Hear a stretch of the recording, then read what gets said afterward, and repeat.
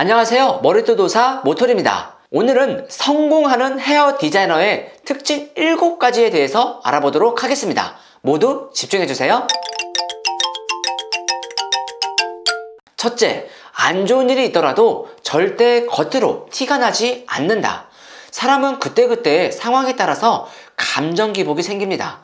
좋은 일이 생기면 나도 모르게 웃게 되고, 안 좋은 일이 있거나 기분 나쁜 일이 있으면 나도 모르게 인상을 쓰게 되어 있죠. 하지만 제3자 입장인 고객이 볼 때는 머리를 하는 동안 너무 불안해합니다. 티 안 내려고 해도 이미 고객은 다 알고 있습니다. 혹여나 이러다 내 머리를 망치지는 않을까 걱정이 앞서게 되는 것이죠. 머리를 한다는 건 처음부터 끝까지 기분 좋게 해야만 합니다. 고객을 불안에 떨지 않도록 나의 감정을 숨기세요. 그리고 항상 밝은 미소로 대하는 습관을 가져보시기 바랍니다. 둘째, 열정과 욕심이 굉장히 많다. 저희 라보네어 분당점엔 이나경 선생님이 있습니다. 정말 아무도 못 말리는 열정과 욕심이 정말 대단한데요. 오히려 옆에서 좀 자제하라고 말릴 정도니 말이죠. 하지만 가만히 지켜보면 누구보다 빠르게 움직이고 하나라도 더 일을 많이 찾아서 하고 손님을 대할 때에도 굉장히 적극적인 자세로 대합니다. 노력을 많이 해서 그런지 실력은 그 누구보다 뛰어나면서 누구보다 빠르게 성장하는 모습을 보면서 역시 미용은 열정과 욕심이 있어야 빠르게 성장할 수 있구나 하는 생각을 하게 되었습니다. 오너 입장에서는 이런 직원들이 많아야 좋겠죠. 세 번째, 지금 현재 잘한다고 해서 자만하지 않는다. 미용이라는 게 사실 자만하기 쉬운 직업 중 하나입니다. 어찌어찌 하다 보면 이제 매직도 잘하는 것 같고 파마도 잘하고 염색도 잘하는 것처럼 느껴집니다. 하지만 여기서 잘한다는 의미는 지금까지 내가 경험해본 고객에 한해서 잘한다는 의미인데요.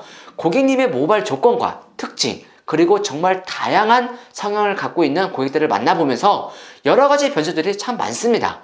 내가 경험해보지 못한 길을 가야 할 때도 있고 말이죠. 이에 자만해서는 절대 안 됩니다. 항상 공부하는 자세, 항상 노력하는 자세를 보여야 합니다. 기술도 발전하고 파마약도, 염색약도 지속적으로 업그레이드 되기 때문에 과거에 머물러 있지 않고 항상 새로운 것을 받아들일 마음의 준비 자세가 필요한 것이죠. 네 번째, 내가 세운 목표를 위해 어떤 계획을 세우고 있는가? 단순히 나는 열심히 배워서 내 가게를 오픈해야지. 이런 목표는 누구나 갖는 목표 중 하나입니다. 제가 미용대학교 다닐 때 다들 꿈이 뭐냐고 교수님들이 물어보면 저만의 헤어샵을 오픈하는 것이 꿈입니다 라고 이야기합니다. 하지만 이게 목표가 될 수는 없습니다. 그 이유는요.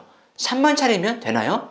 내가 나아가야 할 방향을 정확히 잡고 그에 따라 꾸준히 노력하는 자세, 그리고 확실한 목표성, 목표를 위해 어떻게 내가 노력할 것인지를 세부적으로 계획을 세워야 합니다.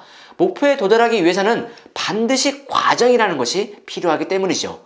다섯 번째, 나만의 매력이 무엇인지 확인해 본다. 흔히 말을 잘하는 디자이너가 돈을 잘 번다는 공식이 있습니다. 저도 이것에 대해서 굉장히 공감합니다. 저 또한 그랬으니까요. 하지만 제가 아는 한 원장님은 굉장히 무뚝뚝한 분이십니다. 손님과 대화도 많이 안 합니다.